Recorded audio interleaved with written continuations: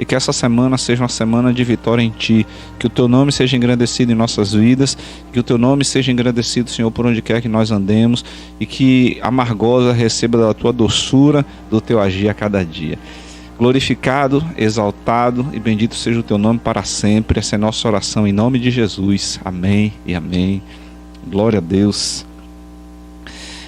Hoje eu acordei meio saudosista e eu quero lhe convidar a cantar comigo Jesus em Tua Presença, canção de Asaf Borba, da década aí de 80.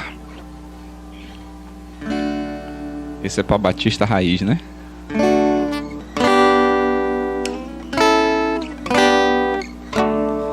Vamos lá?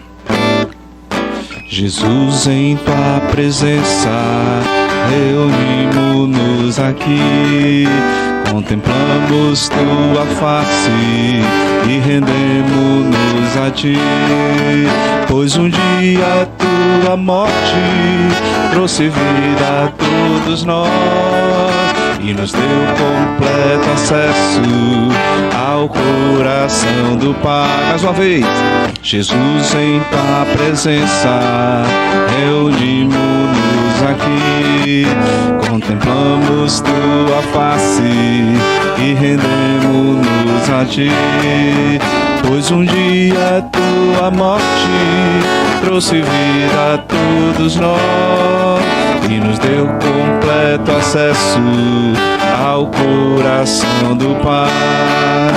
O véu que separava já não separa mais. A luz que outrora apagada agora brilha e cada dia brilha mais. Só pra Te adorar e fazer Teu nome grande e Te dar o louvor que é devido. Estamos nós aqui só para Te adorar, só para Te adorar e fazer Teu nome grande e Te dar o louvor que é devido. Estamos nós aqui e Te dar o louvor e Te dar o louvor que é devido. Estamos nós aqui. Aleluia, nós queremos dar a Ele todo louvor, toda adoração, porque só Ele é digno de louvor e adoração. Vamos juntos ler a palavra de Deus nessa hora. Nós vamos abrir nossas Bíblias no Salmo de número 15 e nós vamos ler todo esse Salmo nesse instante.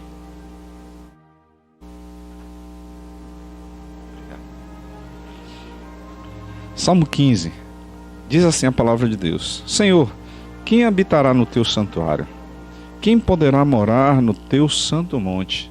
Aquele que é íntegro em sua conduta e pratica o que é justo, que de coração fala a verdade e não usa a língua para difamar, que nenhum mal faz ao seu semelhante e não lança calúnia contra o seu próximo, que rejeita quem merece desprezo, mas honra os que temem ao Senhor, que mantém a sua palavra mesmo quando sai prejudicado, que não empresta o seu dinheiro visando algum lucro, nem aceita suborno contra o inocente. Quem assim procede nunca será abalado. Aleluia! Bendito seja o nome do Senhor. Eu quero assim... esse salmo todo é para a gente estudar, né, com calma. Então eu recomendo a leitura dele mais detalhadamente. Mas nós estamos em tempos em que esse versículo 4 ele precisa ser refletido, que é o quê? Que rejeita quem merece desprezo, mas honra os que temem o Senhor, quem mantém a sua palavra mesmo quando sai prejudicado.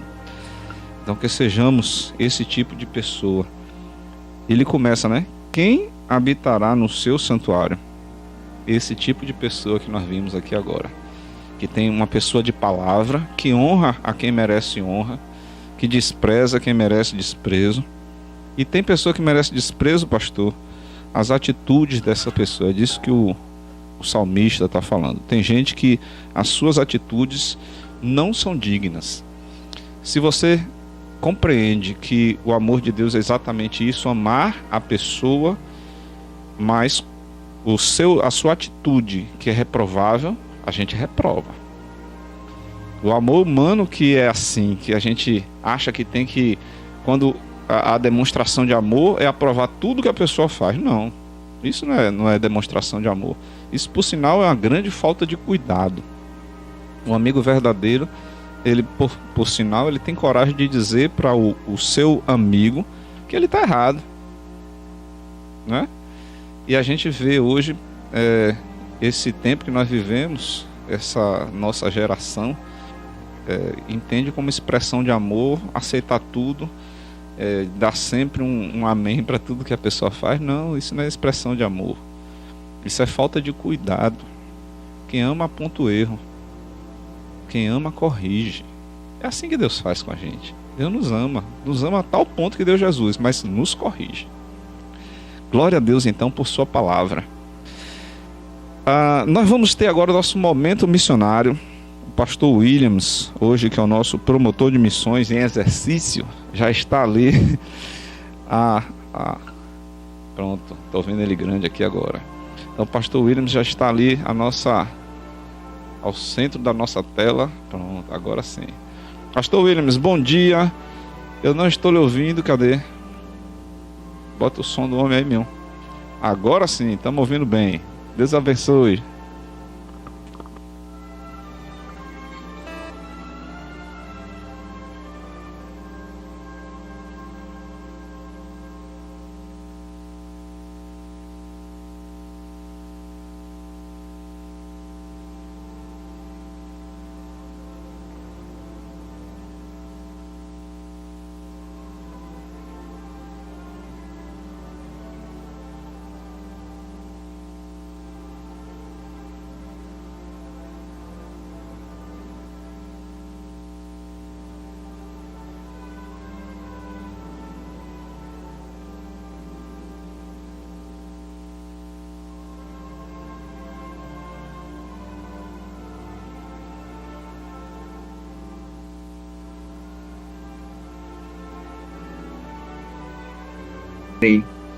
Então, esse tema, eu acho que na verdade, os nossos temas eles são bíblicos, né?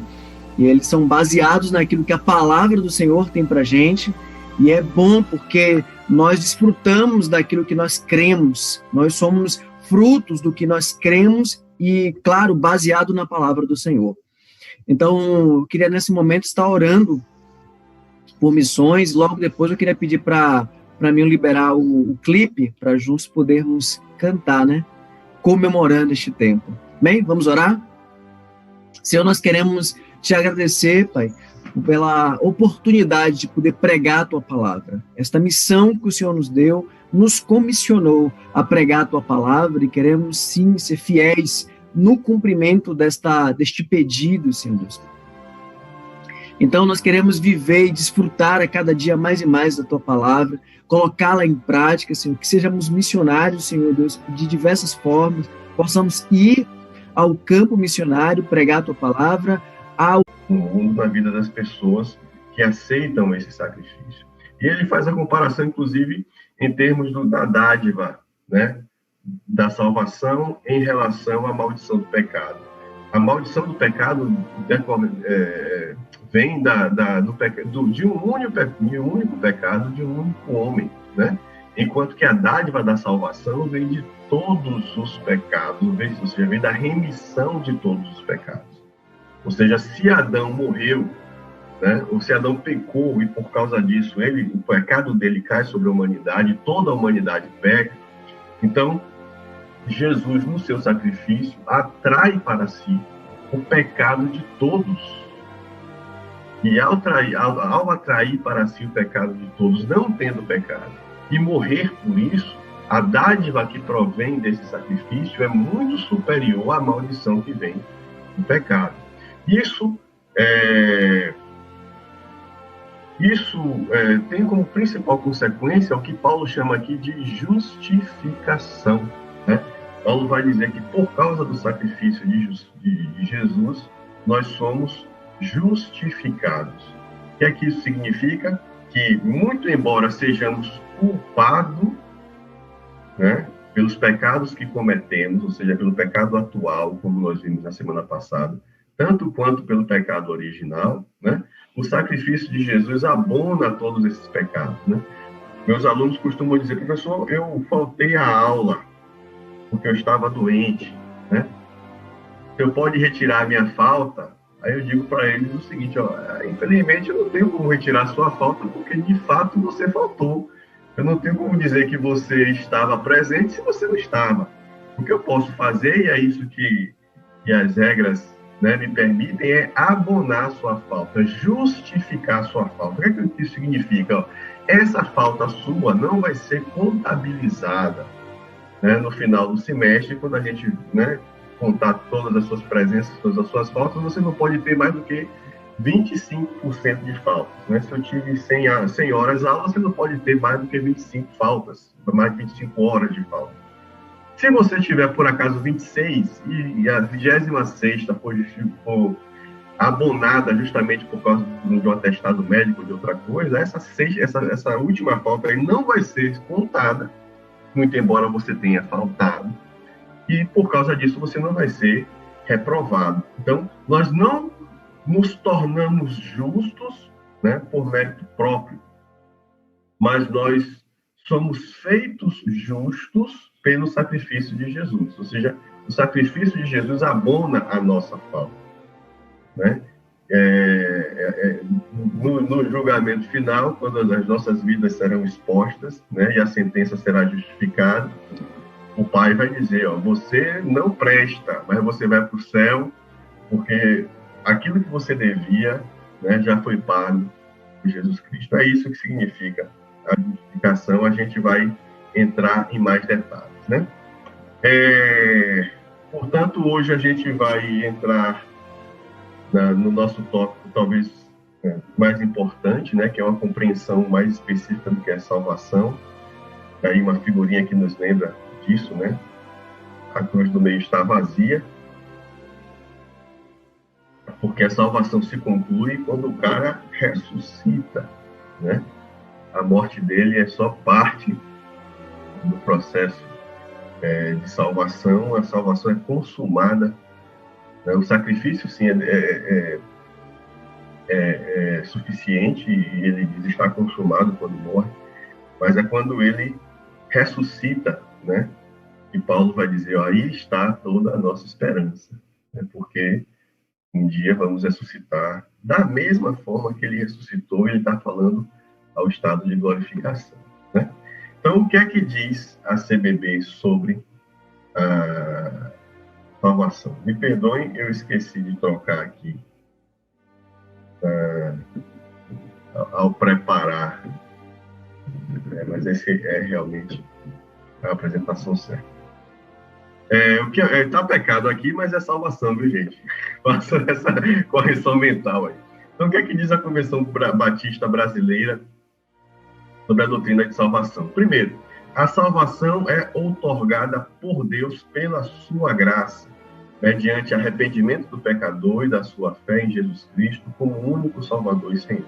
Eu não vou entrar em detalhes em relação a isso, porque senão a aula também seria muito grande, mas, em geral, né, batistas e reformados, eles estabelecem uma ordem para que o processo de salvação aconteça, né? Primeiro é a vocação, ou seja, o chamado. Deus nos chama de alguma forma, pela sua palavra, né? Nos incomodando com alguma questão, né? Pelo sofrimento, muitas vezes, né? Quem não vem pelo amor, vem pela dor, muitas vezes, né? Minha avó costumava dizer isso, né? Então, a vocação, o chamado, né? Quando a gente entende o chamado, isso gera em nós arrependimento, e esse arrependimento faz brotar a fé. O fato é que nós não temos mérito nenhum em relação a isso, por isso que a nossa declaração diz que a salvação é outorgada por Deus, portanto não provém de nós, vem de Deus, e é distribuída conforme a sua graça, né? Então, o fato de sermos chamados, o fato de termos nos arrependido, e o fato da fé se desenvolver em nossas mentes e em nossos espíritos, né, em nossos corações, né, isso não é mérito nosso, tudo isso é proveniente da graça de Deus. Mas esses seriam os 3 aspectos, né, pré-salvacionistas, né? Ou seja, Deus cria a condição para que a salvação nos alcance. E aí nós temos alguns esclarecimentos em relação a isso.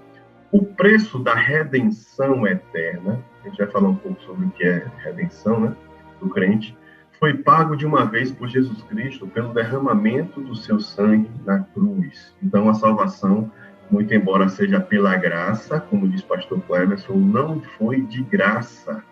Muito pelo contrário, o preço foi alto, foi o martírio e a morte de Jesus Cristo na cruz. Algo que deveria acontecer comigo, aconteceu com ele. Outra coisa, a salvação é individual, que significa a redenção do homem na inteireza do seu ser.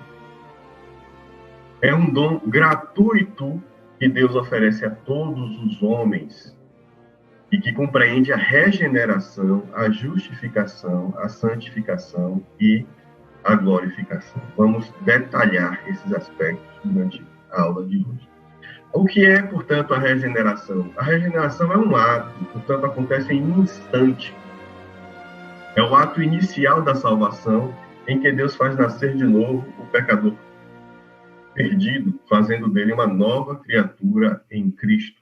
É obra do Espírito Santo, exclusiva dele, em que o pecador recebe o perdão, a justificação, a adoção como filho de Deus, a vida eterna e o dom do Espírito Santo. Ou seja, tudo o que vem após o processo de redenção, né? Após a conversão, como assim a gente fala, tudo que a gente herda a partir da conversão começa com a regeneração. Nesse ato, o novo crente é batizado no Espírito Santo, é por ele selado para o dia da redenção final e é liberto do castigo eterno dos seus pecados. Ou seja, isso muda completamente a vida do crente. E repare que o ser batizado no Espírito Santo implica, obrigatoriamente, em ser selado para a redenção final. A gente vai tratar isso numa coisa que a gente chama de perseverança, né, dos justos.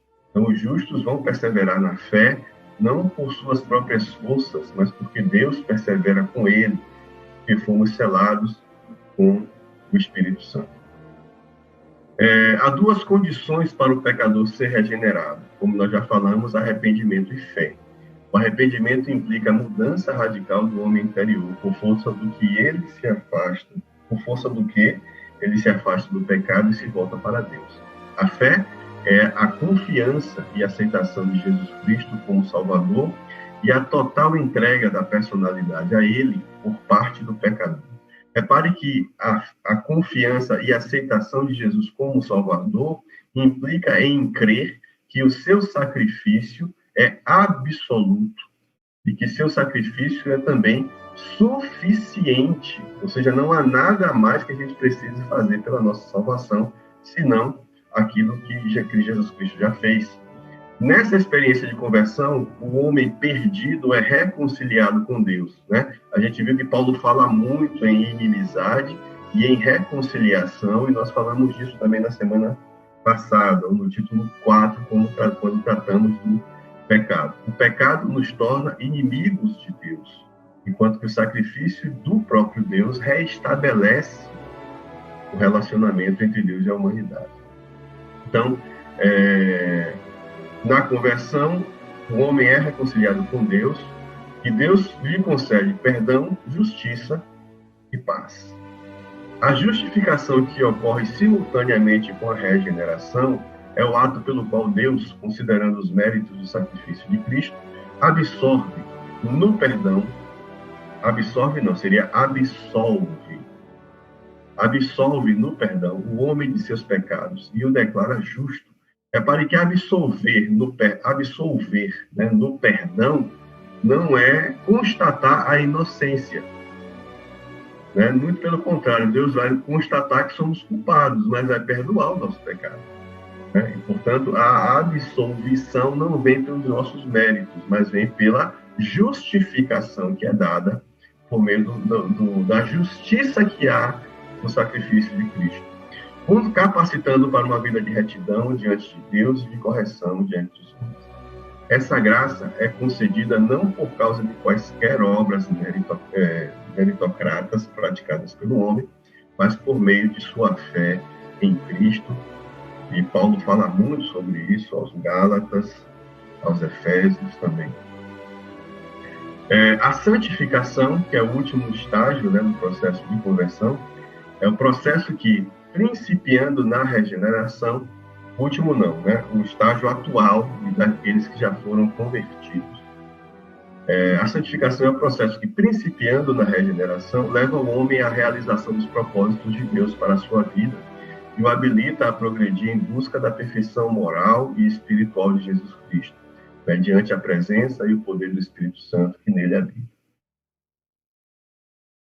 Em oposição aos dois primeiros estágios, regeneração e justificação, que são instantes, né, são atos instantâneos, a santificação é um processo que dura toda a vida do crente. Né?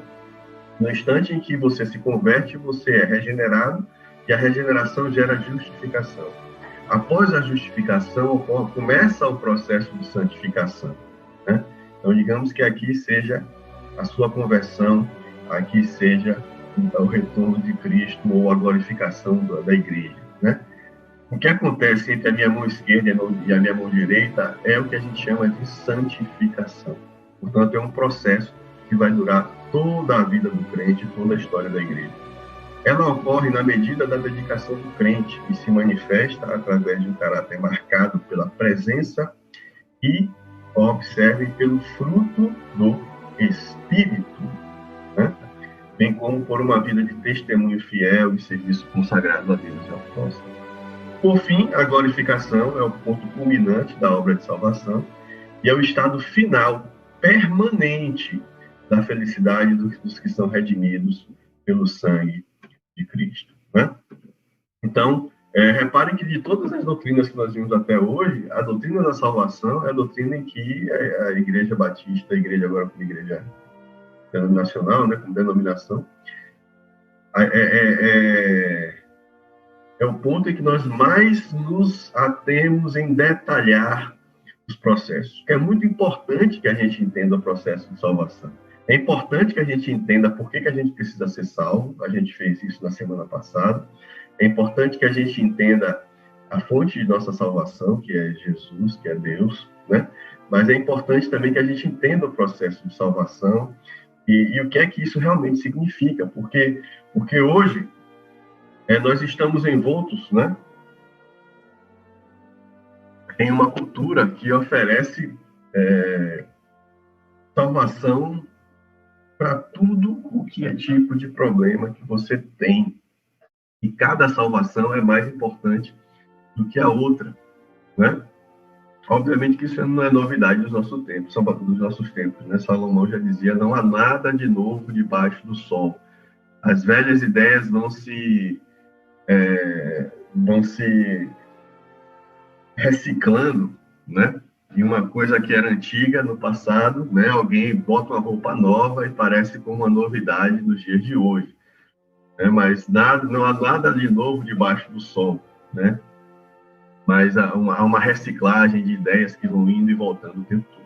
Então, veja bem, o cristianismo tem um problema de relacionamento, né? Que consiste basicamente em 3 pontos. Digo em relacionamento com outras ideologias, com outras religiões e com ideologias e com outros tipos de posicionamentos culturais. Por que o cristianismo é problemático? Né? Porque às vezes as pessoas não sabem conviver com o cristianismo e às vezes nós cristãos não sabemos conviver com as outras visões de mundo. Né? Mas basicamente qual é a fonte do conflito? A fonte do conflito do cristianismo e outras visões de mundo consiste no fato de que, primeiro, o cristianismo é salvacionista. Repare o tanto de letra que a gente gastou para explicar a salvação em comparação com as outras doutrinas cristãs. O que é que ser salvacionista significa? Significa dizer que nós partimos do princípio de que o homem está em estado de perdição. E, obviamente, quem está perdido precisa ser salvo. Nem todo mundo concorda com isso. E essas pessoas têm o direito de não concordar com isso. Algumas pessoas vão acreditar que, na verdade, inclusive, nem existe esse negócio de certo ou errado, né? A gente faz aquilo que o nosso DNA manda. Então, estamos predispostos a fazer aquilo que a evolução diz que a gente tem que fazer. Então, a gente não tem nem livre-arbítrio, no sentido de ter liberdade de pensamento ou de decisão, né? Muito menos o livre-arbítrio no sentido arminiano, né, de que a gente escolhe se vai para o céu ou para o inferno. A gente faz aquilo que a natureza manda.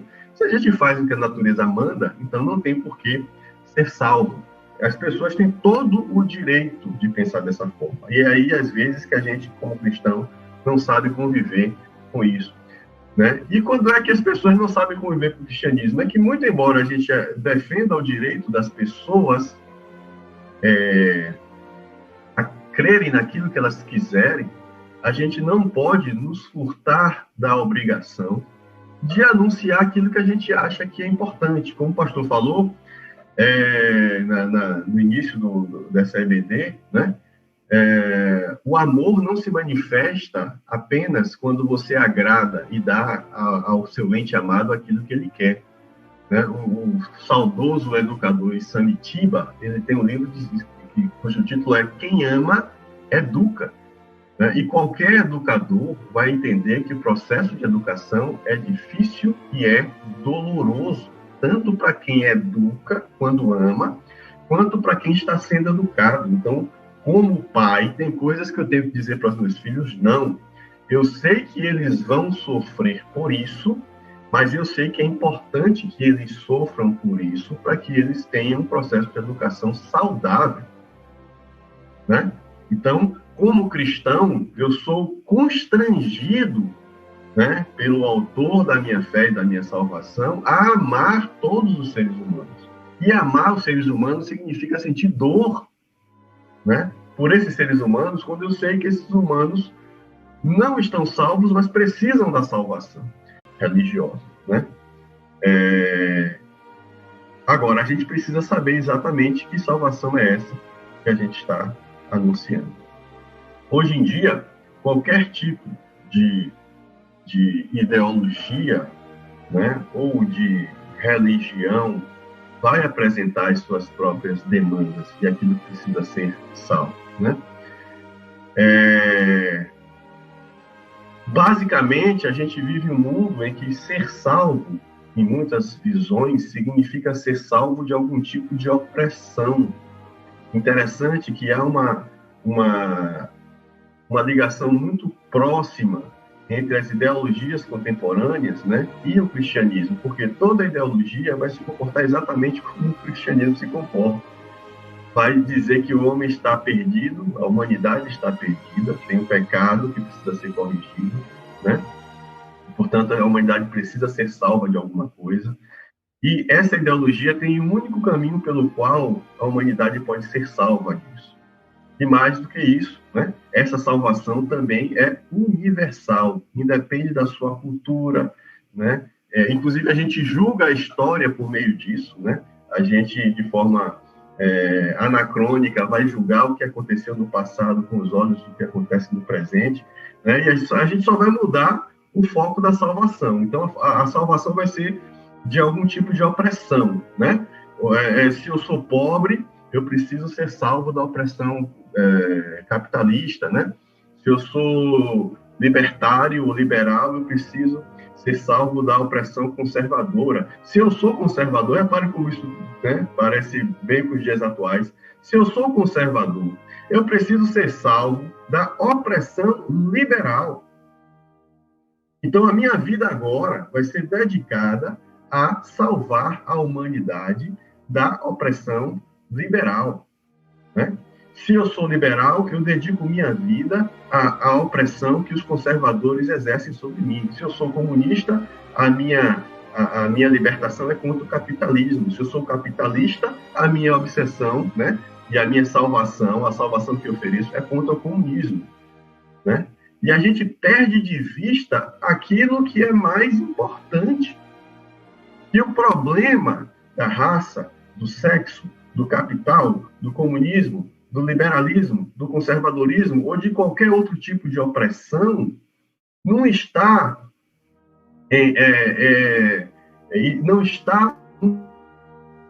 né, revolucionária e muito menos se resume a essa mudança de atitude, né? Não é uma revolução sexual, não é uma revolução racial, não é uma revolução política econômica que efetivamente vai resolver os problemas, porque nós já vivemos todo tipo, já vivemos no passado e estamos vivendo no momento, todo tipo de revolução. E nenhuma dessas revoluções resolveu os nossos problemas mais profundos. Nenhuma revolução comunista ou capitalista resolveu o problema da desigualdade social, porque o problema não está na atitude política, não está na atitude econômica, não está na atitude sexual.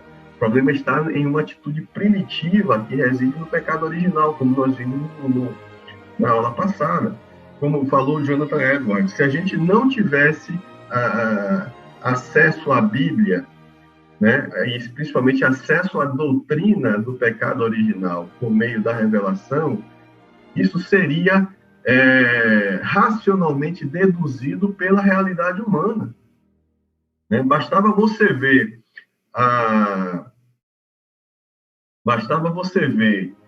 a história da humanidade que a gente chegaria na conclusão que há algo de errado intrinsecamente à natureza humana. E é isso que está errado, que gera todos esses problemas e que, enganosamente, nós tentamos resolver de forma equivocada, acreditando que o meu conceito, a minha ideologia, a minha cosmovisão é a única capaz de resolver isso, né? O cristianismo contemporâneo, o evangelicismo, né, neopentecostal principalmente, afetivo, né, cultural, ele vai também eleger as suas a origem do mal, né, e portanto aquilo do qual o ser humano precisa ser salvo. Normalmente isso tem a ver com alguma coisa material ou alguma coisa que o cara quer, a mulher quer, né, não consegue de alguma forma, acha que aquilo é a única forma necessária para ser feliz. E, portanto, se eu preciso ser muito rico para ser feliz, ou se eu preciso me casar e ter um casamento feliz para me sentir pleno, né, é isso que muitas igrejas hoje estão oferecendo, né? O fato é que nem ideologias, nem esse cristianismo cultural, né, vazio de conteúdo, vazio de significado, né, nada disso, né, resolve o nosso problema mais importante, que é o problema do pecado, particularmente o problema do pecado original, aquele que Paulo diz que nos fez inimigos de Deus. Então, do que é que nós precisamos ser salvos? E para que é que precisamos ser salvos? Só para...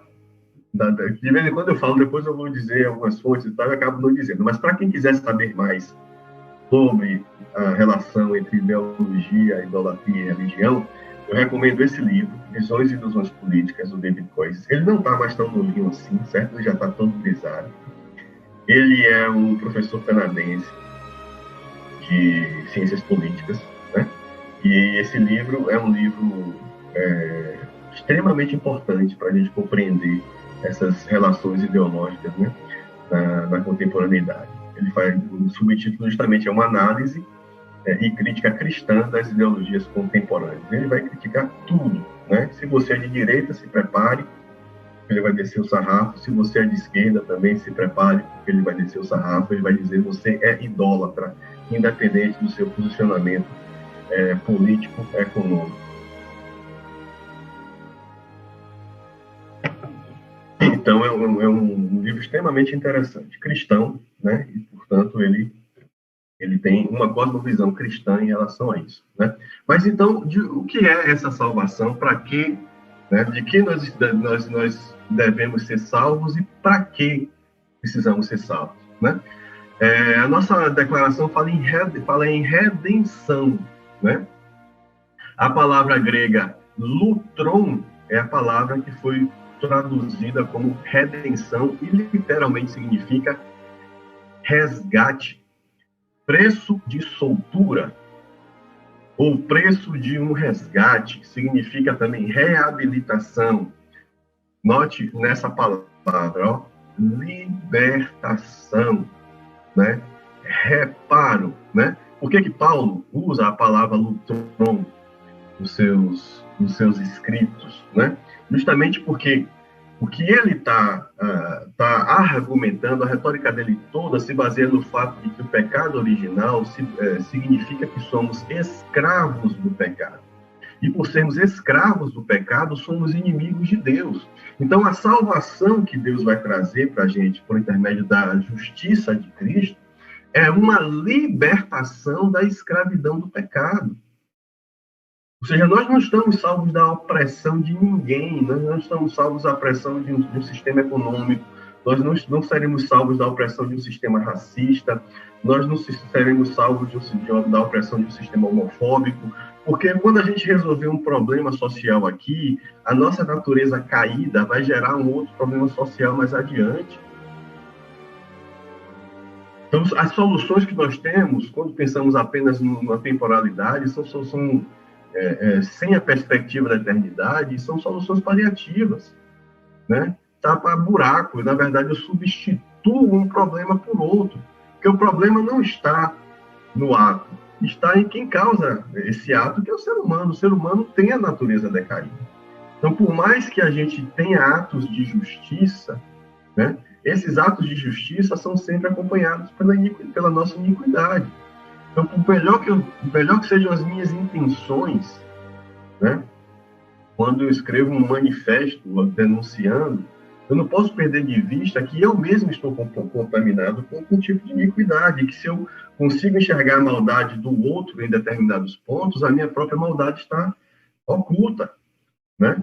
Então, o que Paulo está dizendo é que para eu ser liberto de tudo isso, antes eu preciso ser liberto dessa opressão que está sobre a minha vida, que é a fonte de todas as outras. E que opressão é essa? É a opressão do pecado. Ao ser liberto da opressão do pecado, eu me sinto livre, portanto, de todas as outras. E me sinto livre, inclusive, para denunciar e para lutar contra todas as outras. Porque eu compreendo agora que todas as outras opressões são a manifestação de uma única opressão original, que é a opressão do pecado original sobre a vida da humanidade, né? Então, o que é que Mateus fala no versículo 21 do capítulo 1? Ela dará à luz um filho, e você deverá dar-lhe o nome de Jesus, porque ele salvará o seu povo dos seus pecados. É isso que o anjo está falando para José, né? Fique calmo, sua mulher está grávida, mas ela não te traiu, é obra do Espírito Santo. E ela vai dar à luz um filho, e você deverá dar a ele o nome de Jesus, porque ele salvará o seu povo dos seus pecados. Foi para isso que Jesus Cristo morreu. A salvação que o cristianismo oferece está relacionada com a origem de todos os males, não com os males em si. É por isso que Jesus Cristo disse: eu vou para o Pai e te dou a paz. Não a paz que o mundo te dá, mas uma paz que excede todo o entendimento, porque é paz que se manifesta no meio da opressão. É paz que se manifesta no meio do sofrimento, porque é uma paz que está fundamentada na esperança. A esperança do porvir, a esperança... mas os crentes são conformacionistas, se conforma com a opressão. Não, a gente não se conforma com a opressão. Muito pelo contrário, né? Essa abstenção, essa abstinência cultural que muitas vezes a igreja entra, né, de não se envolver nas questões culturais, também é ruim para a própria igreja. A igreja não pode ser omissa, de maneira nenhuma. Agora, a igreja tem que ter plena consciência daquilo que ela está combatendo, né? O que é que ela está combatendo sobre todas as coisas? A opressão do pecado. Como é que ela faz isso? Anunciando a salvação que se manifesta na justiça de Cristo, né? Agora, existem problemas temporais que precisam ser combatidos? Claro. E a igreja se omite em relação a isso? Não. A igreja também omite os pecados atuais. A igreja também precisa denunciar os pecados atuais.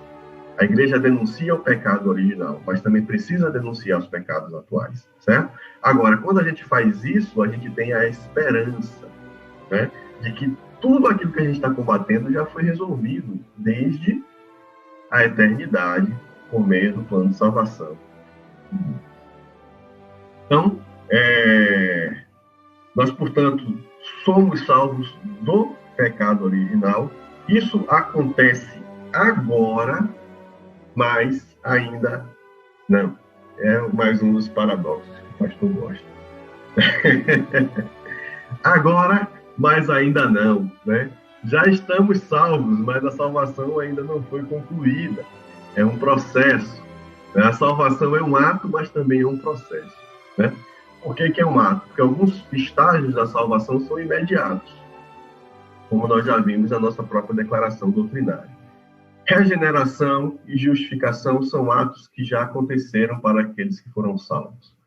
Glorificação é um ato que vai acontecer, né, no final da história. E a santificação é um processo no qual todos os que passaram pela regeneração e justificação estão inseridos, estão vivendo nesse exato momento, certo? Então, o que significa regeneração? Regenerar, né, significa gerar de novo. Então, o primeiro estágio da salvação é justamente uma mudança, né, uma reconstrução da matriz moral humana. Lembra que quando a gente falou da doutrina do ser humano, a gente falou que o homem foi criado à imagem e à semelhança de Deus, né? E nós falamos também que por causa da queda, a semelhança moral de Deus foi perdida, né? Então nós continuamos a ser semelhantes a Deus de uma forma prática, né? Quer dizer, todo ser humano tem semelhanças com a natureza divina, e nós elencamos, inclusive, 3, né?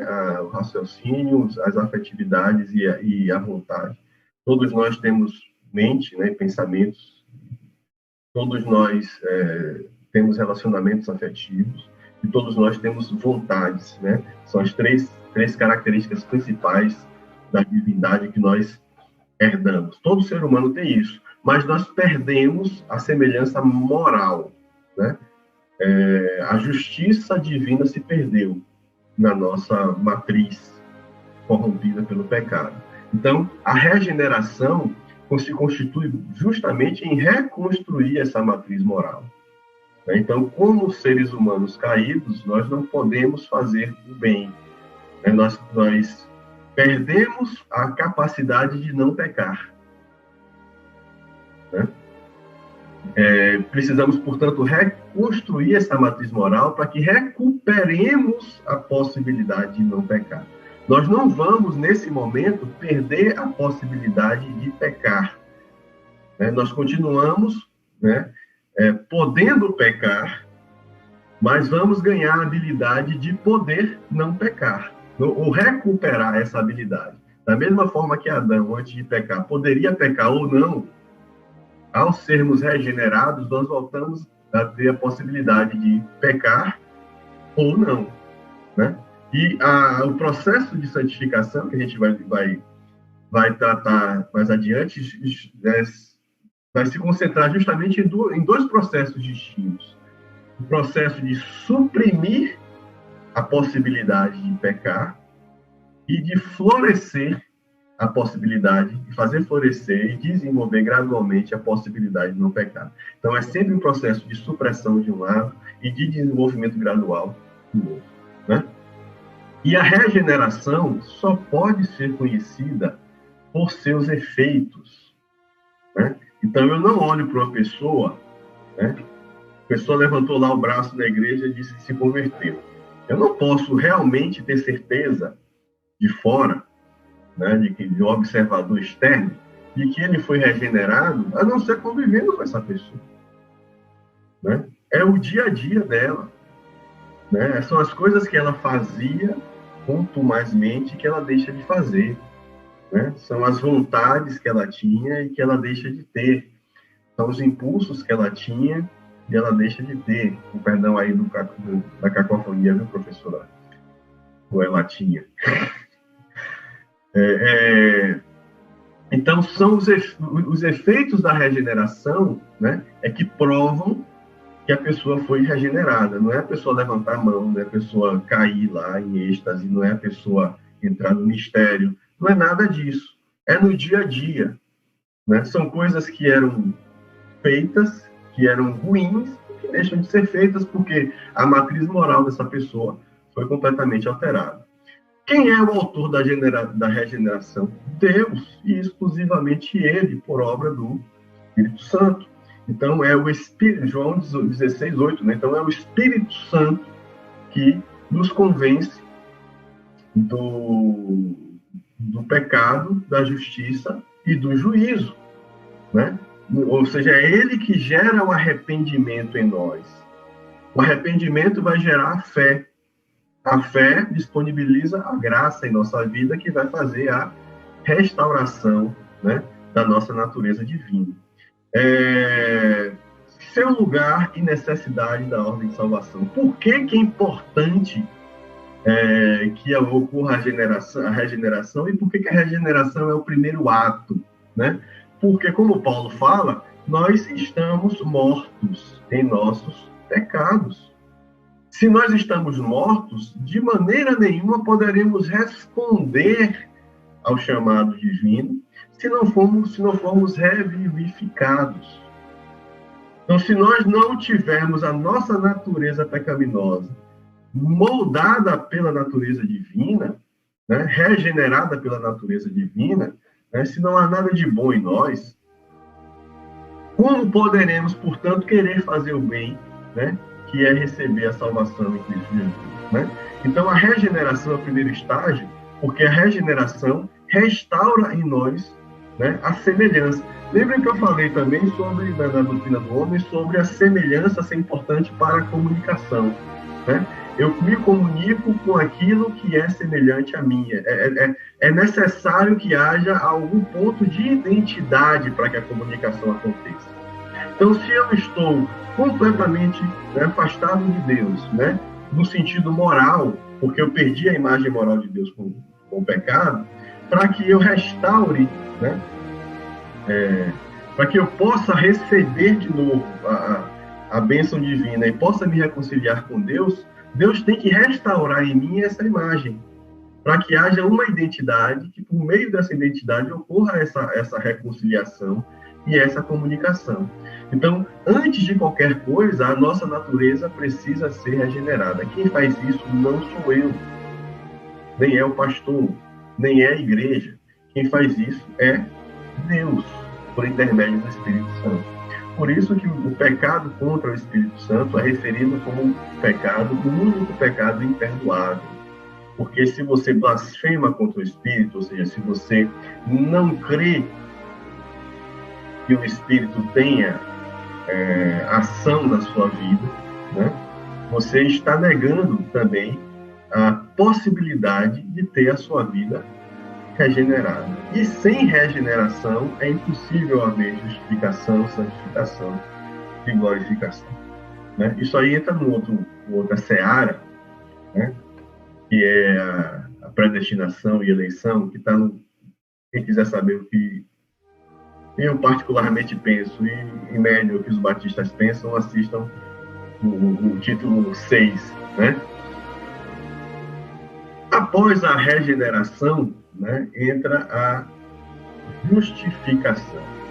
A rigor, justificar é tornar justo, né? Agora, quem é que nos torna, quem é que se torna justo sou eu, mas quem me torna justo não sou eu mesmo, né? Quem me torna justo é o sacrifício de Cristo, né? Então, a justificação é justamente aquele processo que eu expliquei no início. Eu deixei de ser culpado, né? Sim e não. Deixo de ser culpado porque aquilo que eu devia foi pago. Mas não deixo de ser culpado porque não fui eu que paguei, né? Então, em um certo sentido, eu continuo culpado do meu pecado, tanto dos atuais como do meu pecado original que eu herdei, né? Mas eu não devo nada por isso. Por que eu não devo nada? Porque eu me sacrifiquei, porque eu fui andando daqui até a Fonte Nova para ver se o Bahia ganha, né, uma rodada desse campeonato brasileiro. Não, nada disso é suficiente para pagar pelo meu pecado, né? O padrão de justiça divina é tão elevado que qualquer coisa que eu faça de bom não passa de trato de injustiça, né? Então, para que o meu pecado seja pago, somente se eu fosse perfeito, tão perfeito que nunca tenha cometido pecado na vida. Infelizmente, já cometi muitos, né? A única pessoa que efetivamente não cometeu pecado foi Jesus, né? Por isso que Paulo diz, por um justo, alguém até queira morrer, mas por um pecador, né? Quem é o justo que quer morrer pelo pecador? Por incrível que pareça, alguém quis fazer isso, foi Jesus. Então, o sacrifício dele é o único que vale. Por quê? Porque ao morrer, ele não precisa usar o seu sacrifício em favor de seus próprios pecados. Logo, esse valor sacrificial fica disponível para todas as outras pessoas que pecaram. Portanto, quem me torna justo é o sacrifício de Cristo. A justificação é o perdão dos pecados sobre a base da justiça de Cristo. Não com base naquilo que eu fiz, mas com base naquilo que Jesus Cristo fez, e que é suficiente para pagar pelos meus pecados, né? Isso obrigatoriamente nos remete a um estado que Paulo vai falar em estado de adoção. Isso é importante porque, ao sermos justificados, Deus pode nos adotar como filho. Pode aí cheio de aspas. Deus pode fazer o que quiser, né? Mas uma coisa que ele não faz é contrariar a sua própria palavra. E ele diz que para haver remissão precisa ter sacrifício. Então, uma vez que Jesus nos sacrifica, ele nos redime. Não porque ele não podia nos redimir antes, mas porque ele tinha estabelecido a regra e ele, obviamente, cumpre aquilo que ele faz. Ele falou. Já que Jesus Cristo paga pelo nosso pecado, e esse sacrifício nos justifica do nosso próprio pecado, Deus, então, agora nos adota como seus filhos. Portanto, não é correto dizer que todos são filhos de Deus. Todos são criaturas divinas. Mas aqueles a quem Deus justifica, esses são adotados como filhos. Isso é importante porque ser adotado como filho, legalmente, significa dizer que herdamos tudo aquilo que o pai deixa para o filho. Então, tudo aquilo que Deus deu a Jesus passa a ser também nosso por direito de adoção. Ó, como é diferente, né? O pastor lá, né, daquela igrejinha, vai dizer para você que você tem o direito, né, de ser feliz. Você tem o direito de trocar de carro todo ano. Você tem o direito, né, de casar com a mulher mais bonita da cidade ou com o homem mais bonito da cidade, né? A mulher mais inteligente, o homem mais inteligente, aquilo que você projetou para você tem direito, né? O direito que nós temos é o direito de adoção. Não é algo que é intrínseco à nossa natureza, mas é algo que é outorgado por Deus. E os direitos que Deus deu a Jesus foi de morrer, de se sacrificar, né? E de, por meio do sacrifício, obter libertação pelo pecado, né? E uma eternidade com Ele.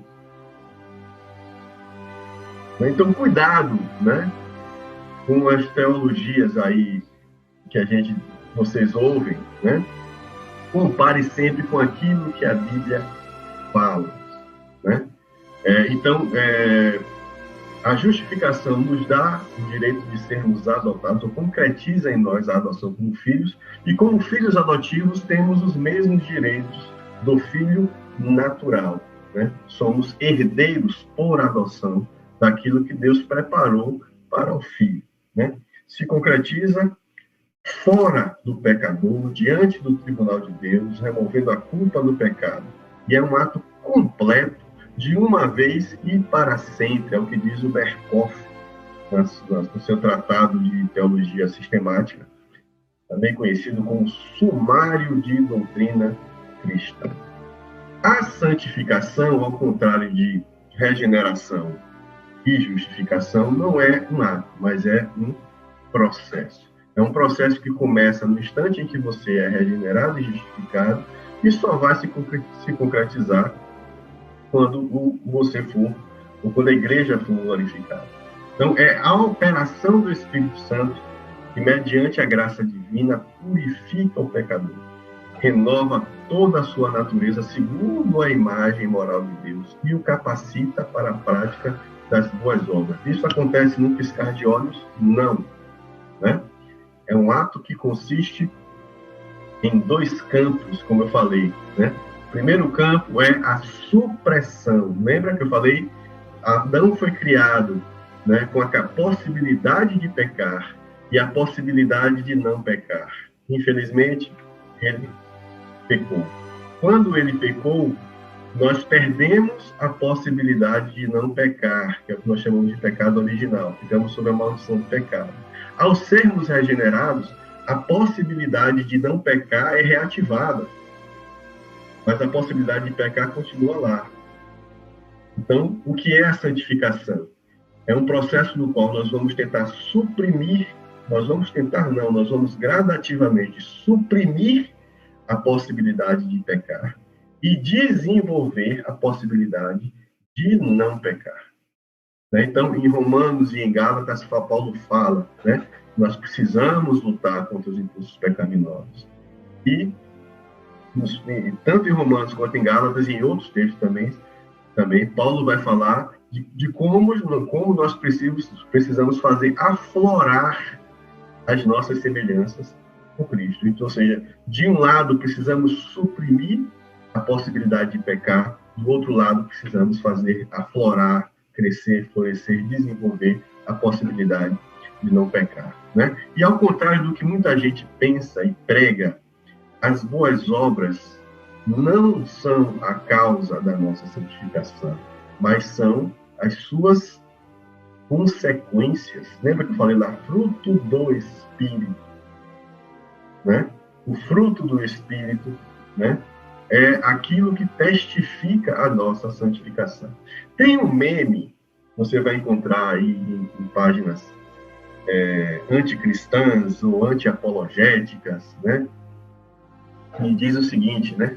Se você faz o bem porque tem medo de ir para o inferno, então você não é uma pessoa boa, né? Isso é o tipo de meme anticristão que não precisa ser refutado, não porque ele não seja digno de ser refutado, mas porque isso é uma verdade absoluta. Se você faz o bem por medo de ir para o inferno, é porque você ainda não entendeu o plano de salvação de Deus. A gente não tem que fazer o bem para ir para o céu. A gente tem que aceitar Cristo como Senhor e Salvador de nossas vidas. O resto quem faz é Ele. O bem, as boas obras, são consequências naturais da regeneração, consequências naturais da justificação e consequências naturais do processo de santificação. E a gente não faz porque tem medo de ir para o inferno, porque a nossa esperança está na perseverança dos salvos. Uma vez salvo, salvo para sempre. A gente faz o bem porque continuamente o Espírito Santo está nos ensinando a suprimir o mal que há em nós e a desenvolver o bem que foi plantado em nós durante a regeneração. Então fazemos porque amamos aquele que nos salvou, fazemos porque queremos ser a sua imagem, né? E Jesus Cristo amou a humanidade de tal maneira que deu a sua vida por ela. Isso é o mínimo que nós precisamos fazer. A começar pelas nossas esposas, né? Porque é o que Paulo fala também quando compara Cristo ao marido e a esposa à igreja, a começar pelas nossas esposas, né? Continuando com os nossos irmãos, porque está escrito também primeiro aos domésticos da fé. Então, não faz sentido eu ter um irmão dentro da minha comunidade de fé passando fome, né? E eu estar lá distribuindo comida, né, em praça pública a pessoas que eu mal conheço, se pessoas da minha família, pessoas da minha convivência, né, estão passando necessidades, né? Mas como Jesus Cristo fez para aquela mulher lá, né, gentia, né, que fala, Senhor, até os cães, né, se alimentam das migalhas que sobram que caem da mesa, né? Jesus Cristo, naquele momento, disse que não tinha vindo para os gentios, o ministério dele era com os judeus, mas mesmo assim, ele atende ao pedido daquela mulher. Então, a gente tem que estar disposto, né, a fazer aquilo que é necessário, independente de quem seja. E isso não deve ser feito como condição para, mas como consequência de, né? Então, de fato, se você faz o bem porque tem medo de ir para o inferno, você não é uma pessoa boa, né? Na verdade, ninguém é bom só Deus. Agora, a bondade que Deus coloca no coração daqueles que são regenerados compelem essas pessoas a fazer o bem, a fazer as boas obras, não como condição, mas como consequência. Isso que é importante que você também reflita nessa manhã, né? Por que eu faço o que eu faço? Eu faço por medo? Eu faço por interesse? Ou eu faço porque eu quero agradar uma pessoa que amo? Né? Ou eu faço por gratidão? Né? Ou eu faço porque eu entendo que, como filho de Deus, por adoção, eu preciso cuidar dos meus irmãos? Né? Tanto no sentido dos irmãos regenerados, como no sentido de humanidade, daquelas pessoas que são tão humanas quanto eu e que precisam do amor e da graça divina tanto quanto eu. Né? O último ponto, ou o último estágio do processo de salvação é a glorificação. Né? A gente fala sobre isso no título 19, com um pouco mais de propriedade, né? Inclusive na parte 2, quando a gente vai falar de novos céus e nova terra. Mas a glorificação é quando o processo de santificação vai ser concluído. Há um empecilho ao fato da santificação se concretizar em nós nesse momento, que é justamente as limitações do corpo que a gente tem hoje, né? A santificação só pode ser concluída justamente quando a gente ressuscitar ou tiver o corpo glorificado à semelhança do corpo de Cristo. Como Paulo fala, se ele não ressuscitou, a nossa fé é vã. Mas nós cremos que assim como ele ressuscitou, nós também seremos ressuscitados. Então, quem tiver morrido, ressuscitará primeiro, terá seu corpo glorificado e poderá sofrer o ajuste final, o ajuste pleno do crente à semelhança do Cristo glorificado, aquele que ressuscitou depois do terceiro dia. Quem não tiver morrido não vai precisar ser ressuscitado, né? Obviamente, mas terá o seu corpo transformado, né, em um segundo momento. Então, os mortos, os que dormem em Cristo, ressuscitarão primeiro e serão glorificados primeiro. E depois, os que estiverem vivos terão seu corpo transformado à semelhança do Cristo glorificado. Então, o Cristo que morreu e depois ressuscitou, aquele corpo que ascendeu aos céus, terá um corpo semelhante àquele que teremos. Somente aí o processo de ajuste, estará concluído. E repare que é como se Cristo fosse um molde, de fato, né? Cristo é um molde. A santificação é um processo no qual nós tentamos nos ajustar a esse molde. Infelizmente, a gente não consegue, porque existem impedimentos físicos que nos impedem de fazer isso. Na glorificação, todos os impedimentos serão retirados. O nosso corpo glorificado será plenamente ajustado à imagem de Cristo. Por fim, a perseverança dos santos. Por que isso é importante? Porque isso tira justamente de nós o medo do inferno. Né? Enquanto a gente luta com o medo do inferno, a gente não consegue viver a plenitude da graça que Deus tem reservado para nós. Porque o tempo todo a gente vai estar fazendo as coisas por medo e não porque nos tornamos uma nova criatura, porque nós nos regeneramos, porque amamos o autor da nossa salvação. Então, a perseverança pode ser definida como a operação contínua do Espírito Santo no crente, por meio da qual a obra da graça divina, uma vez iniciada no coração, tem seguimento e se completa. Então, quem persevera por nós não sou eu mesmo. Eu contribuo com isso. A palavra é clara ao dizer que a gente precisa lutar para alcançar a estatura de Cristo. A gente precisa se esforçar para isso. Né? Agora, a palavra também é clara que aquele que recebe o selo do Espírito Santo, o maligno não o toca. Né? Jesus diz, aquele que o Pai me deu é meu. E ninguém pode tocar, porque antes de pertencer a mim, pertence ao Pai, e o Pai é maior do que todo mundo. Se o Pai me deu, ninguém poderá tomar de mim. Né? Então, quem é, principalmente, que está perseverando? A gente persevera, luta. Mas, sobretudo, quem é que persevera por nós é o próprio Deus. É o próprio Espírito que nos sela, né? Que nos separa. E esse é o sentido de santo. Né? Nós somos santos no sentido que fomos separados do pecado. E, portanto, o maligno não nos toca. Muita gente acha que, né, vê aqueles shows, né, na televisão, na internet, aí o cara chega lá, está endemoniado, e 7 demônios são expulsos do cara. Se o cara não se converter, o que Jesus diz é o seguinte, ó, o cara foi exorcizado lá de tantos demônios quanto tinham lá nele, mas ele não se converteu, não se regenerou, não foi justificado, não entrou no processo de santificação. O demônio que foi embora, volta, acha a casa arrumada, ainda traz mais uns 20 ou 30 colegas para habitar, né? Ele deixou tudo bagunçado, acha tudo arrumado. Ou seja, não é o simples fato da pessoa ser exorcizada, né? Como é muito comum no neopentecostalismo, que vai garantir a salvação daquela pessoa, muito pelo contrário. Cada vez que a pessoa é exorcizada e se não se converte, o demônio pode voltar pior do que antes. Né? Então, como cristão, né, que entende o processo de salvação, isso é o tipo de coisa que não nos deve nos afligir. Né?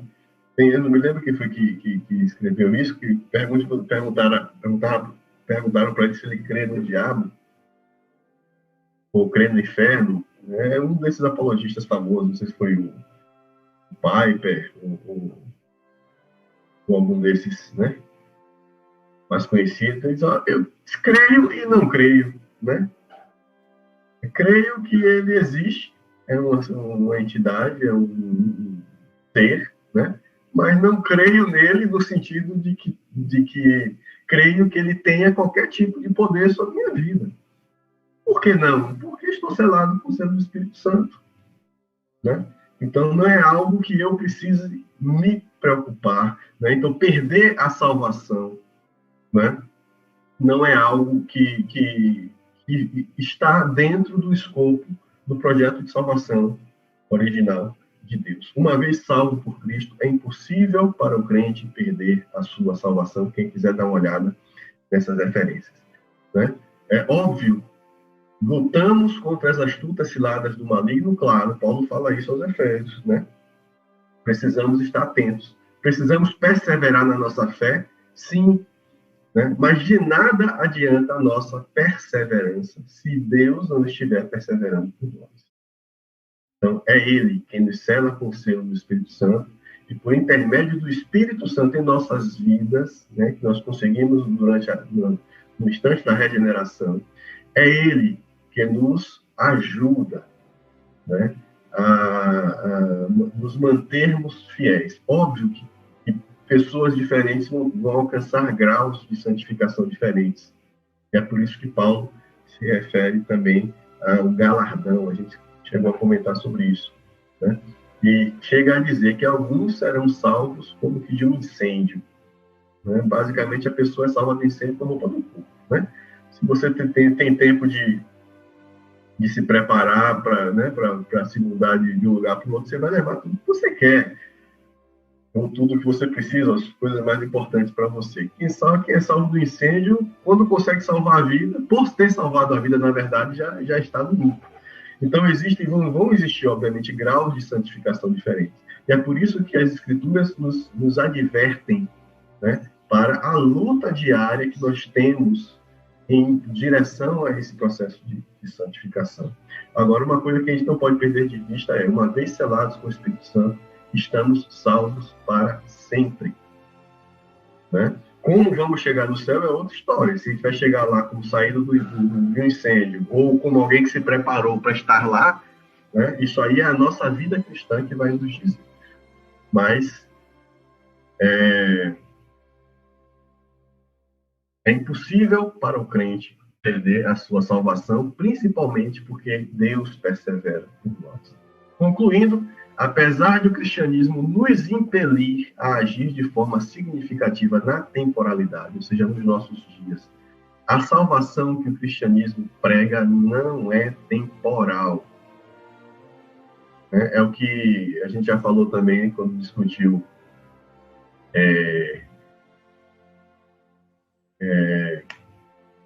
como é, pastor? O teólogo alemão Bonhoeffer, né?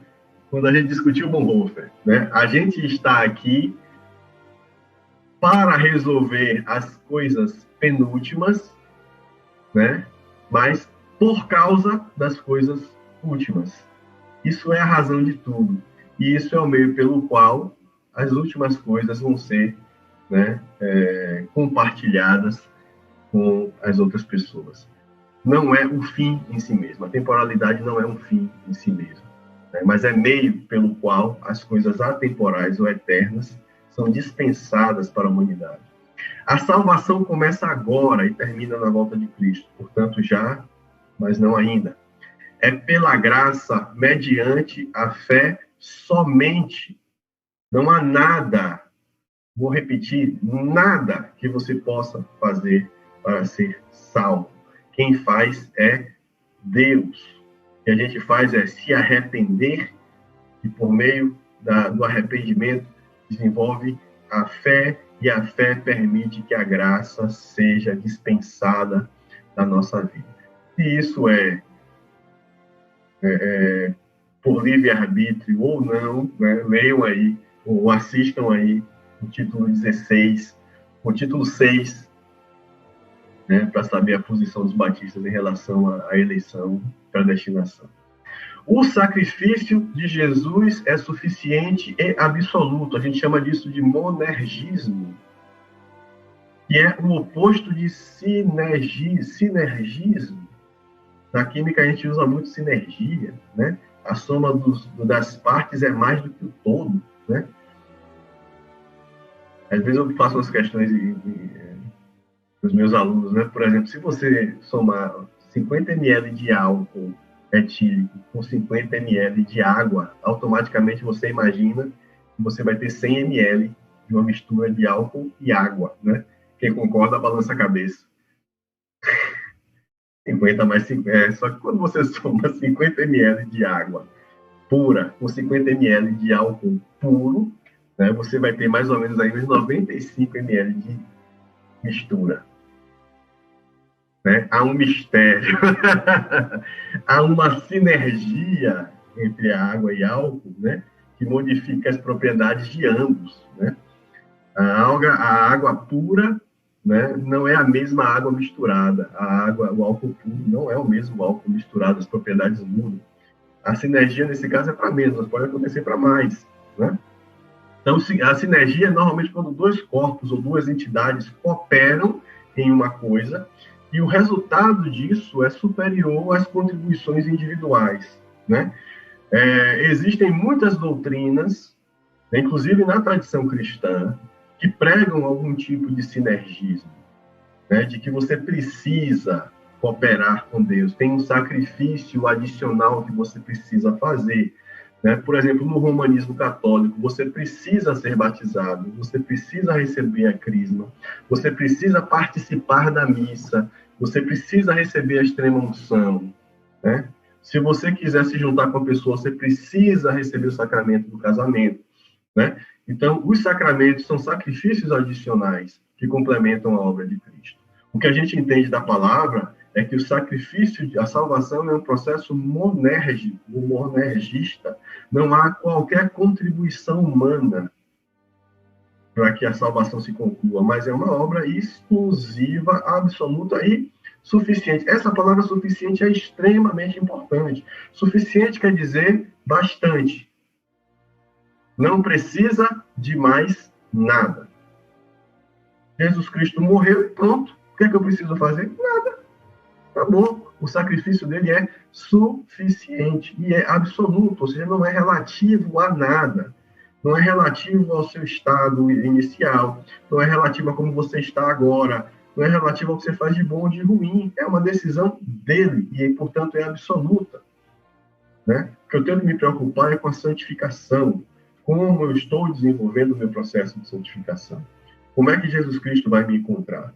Né? Como é que eu, como cristão, estou refletindo o caráter de Cristo na temporalidade, na sociedade? Né?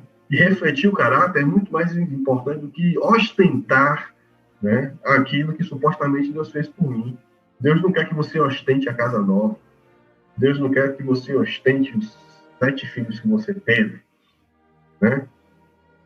Inclusive, porque você quis ter 7, porque 7 é o número da perfeição. Deus não quer que você ostente nada, Deus quer que você reflita o próprio caráter de Cristo na sociedade, né? Portanto, né, salvação implica em metanoia, que é uma palavra também que Paulo usa, que em grego significa mudança de mente, libertação da escravidão do pecado. Você passa a enxergar o mundo com outras lentes, com as lentes de Cristo. E, por fim, uma vez salvo por Cristo, salvo para sempre, não tenha medo do diabo, não tenha medo do inferno. Você foi selado com o selo do Espírito Santo. Se você tem que fazer o mal, perdão, né? Não é o mal, você não tem que fazer o mal. Então, se você tem que fazer o bem não para se salvar, mas você tem que fazer o bem porque é salvo. Porque o padrão moral de Deus que foi regenerado em você exige isso, né? Então você se sente mal por não fazer o bem, não porque você tem medo de ir para o inferno, mas porque a sua natureza foi modificada. E ela agora exige, clama, que você corresponda aos padrões morais que Deus exige de você. Sabendo, é claro, que esse ajuste perfeito só na glorificação. Pastor, terminei às 10h40. Um pouquinho de atraso. Quase pontuado.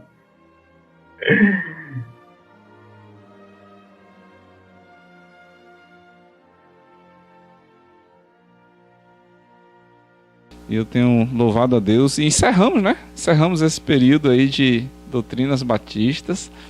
A partir de domingo que vem, você está convidado aí a entrar no seu Amazon Prime, qualquer lugar desse aí, baixar Evangelho Puro e Simples de C.S. Lewis. Baixa o PDF aí, sei lá, é puro. Cristianismo Puro e Simples, isso. De C.S. Lewis. E aí nós vamos começar a estudar. O professor Yuri já está aí esquentando os tamborins para domingo que vem começar essa nova jornada, né? Louvando a Deus por esse tempo tão gostoso de aprendizado que nós tivemos. Coisa muito boa, Deus é maravilhoso. Hoje à noite nós teremos a nossa live missionária com o pastor Alexandre, missionário da Junta de Missões Estaduais. É convidado nós a participar a partir das 18 horas. ok? E domingo que vem estaremos encerrando a nossa campanha de missões estaduais do ano de 2020. Então vamos dar aquele gás final, aquele sprint final, para a gente alcançar e ultrapassar a nossa meta para esse ano, tá bom? Vamos orar, encerrando o nosso culto. Baixe sua cabeça, ore comigo. Senhor, muito obrigado por esse tempo tão gostoso de aprendizado da Tua Palavra, de conhecimento. Nós temos visto o Teu cuidado conosco, a Tua misericórdia sobre nossas vidas. Mais uma vez te imploramos, Senhor, que Tu continues guardando a vida de Yuja, a sua família. O Senhor continue estendendo a sua mão de cuidado sobre a vida do Teu servo. A nós outros te imploramos, continua conosco durante todo esse dia, continua falando ao nosso coração. Nos prepara, Senhor, para o culto de logo mais à noite, que sejamos tocados por Tua Palavra. Cuida do pastor Alexandre, que nos dará a Tua Palavra nessa noite. Que seja um tempo muito gostoso, onde sejamos confrontados pelo Teu Santo Espírito e que sejamos também, Senhor, mudados por dentro para cada dia mais nos envolver mais com Tua obra. Bendito seja o Teu nome, Senhor. Nós Te agradecemos por tudo, consagramos mais uma vez esse tempo ao Senhor, em nome de Jesus. Amém, amém. Deus abençoe. Até logo mais à noite. Um cheiro.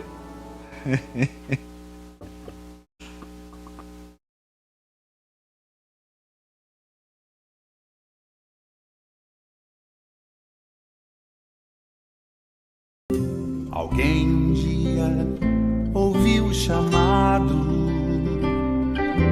Viva a fé que sempre em frente vai.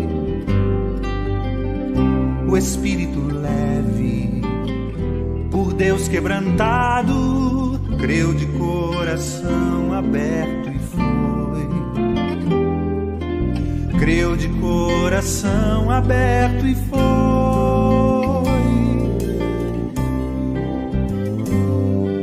Alguém um dia deixou seu regato. Puro amor que toca, move, atrai. Do Espírito Santo recebe o recado. Larga tua terra, povo, e sai. Larga tua terra, povo, e sai.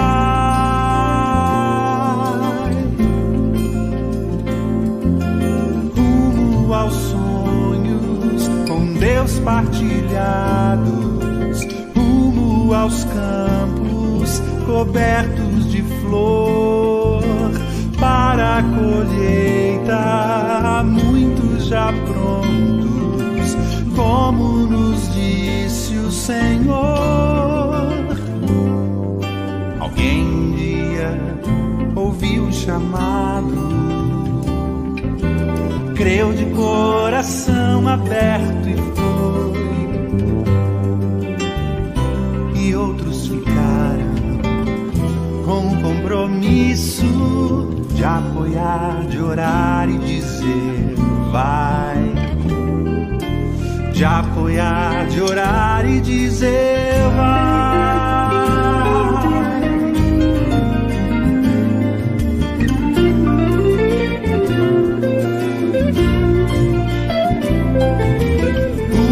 Aos sonhos com Deus partilhados, rumo aos campos cobertos de flor, para a colheita, muitos já prontos, como nos disse o Senhor.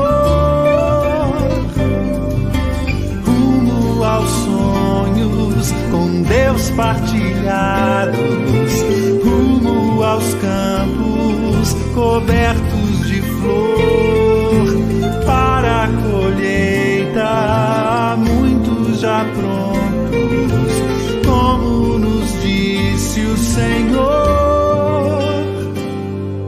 Alguém um dia ouviu o chamado, alguém um dia ouviu o chamado. Alguém um dia ouviu o chamado. Alguém um dia ouviu o chamado.